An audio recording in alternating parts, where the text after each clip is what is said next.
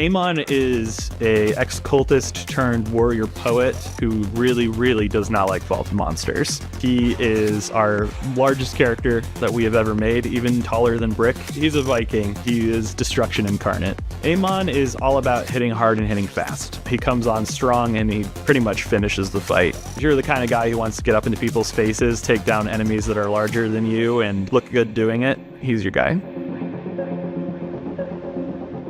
Amon's cybernetics tree is all about summoning his weapons.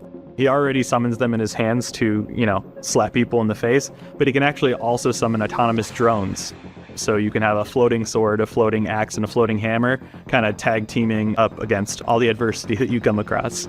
Fun thing about Amon is that he actually gets what's called the Forge skill, and the Crucible's Forge skill, which is a secondary action skill, will actually see him take both axes, snap them together, and throw them at his enemies.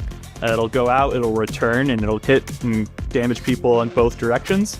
And if it hits any of those axes, it'll also cause massive explosions. For Amon's cybernetics tree, this really focuses in on his axes, both fire and ice. You have augments that allow you to change out the types.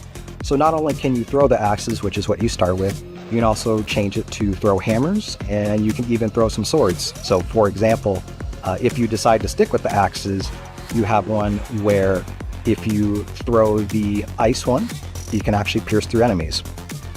Amon's Crucible sees him take out two elemental axes. One is fire and one is frost that you can chuck into your enemies to deal massive elemental damage.